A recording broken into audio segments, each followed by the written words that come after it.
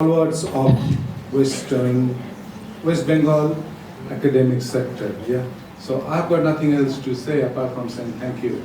Thank you for inviting me, and thank you, Dr. Potter, for inviting me.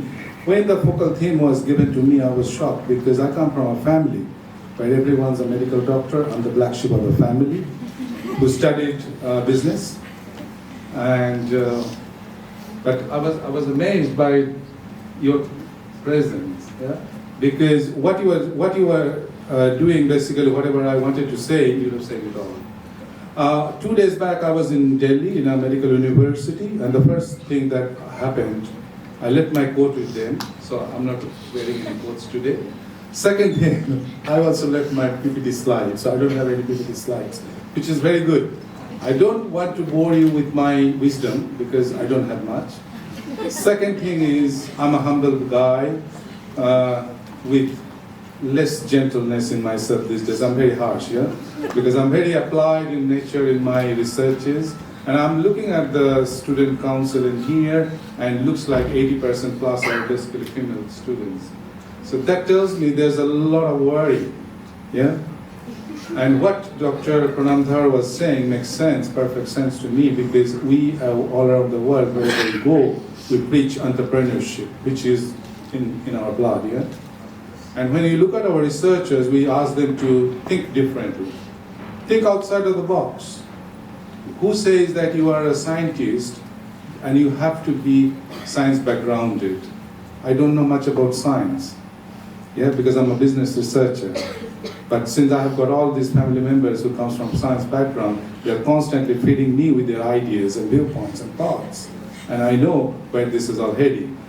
But anyway, I grew up with computers, no. I grew up with typewriters. Yeah, my dad, one of the best oncologists in town, had a PA, and the PA had a typewriter, and I was never allowed to touch that. Fortunately for me, since he did not allow me to, I sneaked out of our house and I went to a typewriting school and I learned how to type, yeah?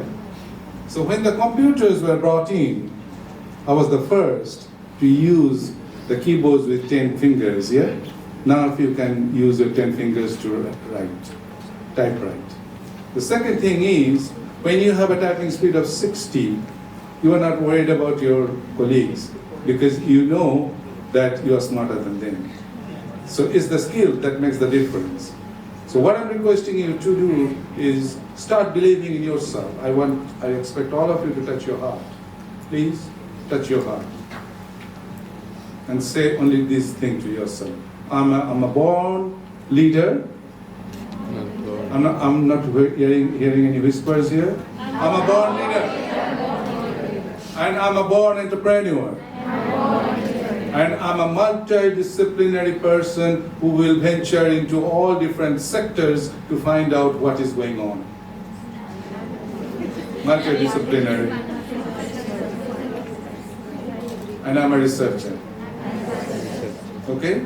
So change your mindset, change your viewpoint, and be one of those who will make us all feel very proud.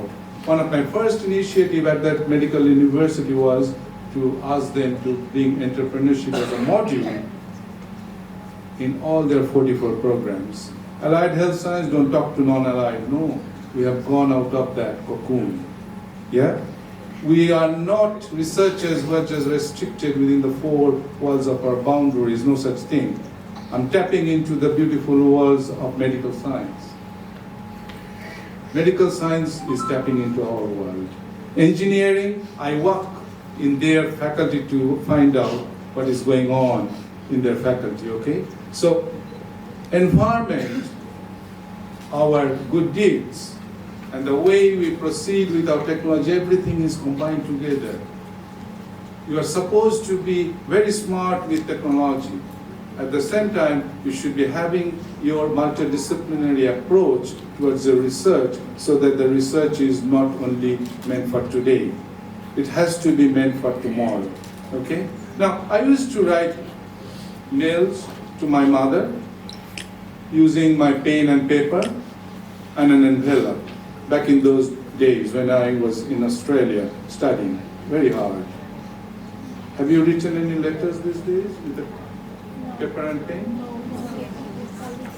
And then suddenly we realized that internet started bothering us, yeah, because we were scared. And now internet is part of your life, right?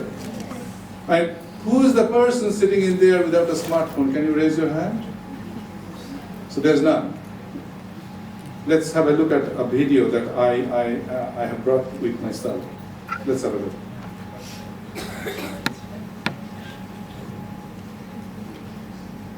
Listen to this very carefully.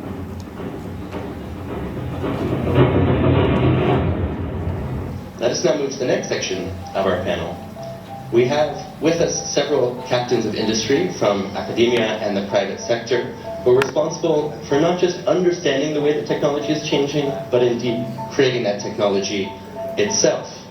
So we now turn to three leading technologists who are going to share their views on what the future might hold, how large corporations can adapt to and take advantage of these changes, and what we as corporations in the private sector might be able to do to encourage the outcomes that we desire. So let's start with Professor Kaku. Professor Kaku, you've been a leading forecaster of technology for most of your career. What do you think about the digital revolution that we've seen so far? Where is it going, and how might it interact with other forms of technological revolution in science, such as biotechnology?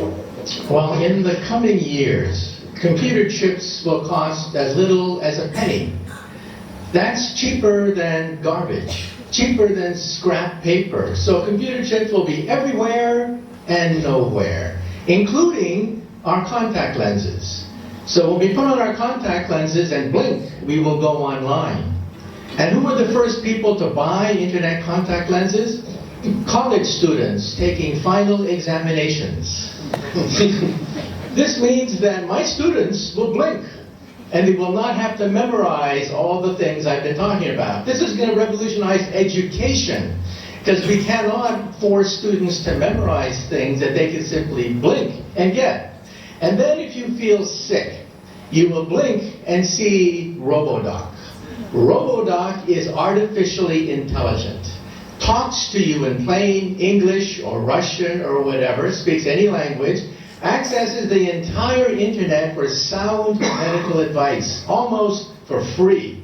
This is going to revolutionize the medical establishment. We'll still have doctors, but doctors will use RoboDoc as an aid. And if you're in a car accident in a foreign country, you don't speak the language, you'll talk to your wristwatch and talk to RoboLawyer. RoboLawyer understands the law in any country, in any language. In fact, I personally believe that artificial intelligence, the robotics industry, will eventually become bigger than the automobile industry of today. Because your automobile will become a robot. You will talk to it. You will argue with it. You'll have discussions with your car about the best route to take. And when you want to park the car, you simply tell your car, park yourself. And the car parks itself. This is going to revolutionize urban economics when you don't have to worry about parking anymore. And then the next organ to be digitized is the brain. You may not know this, but 2 years ago, scientists were able to upload the first memories. Memories can now be uploaded and downloaded. This makes possible BrainNet. BrainNet could be the next step in the evolution of the internet. Instead of zeros and ones, instead of text, you'll put emotions, feelings, sensations, memories. Teenagers will go crazy. Teenagers put happy faces at the end of every sentence. Why bother to do that when you can put the emotion of your first dance, your first kiss, your first whatever, right there on the internet?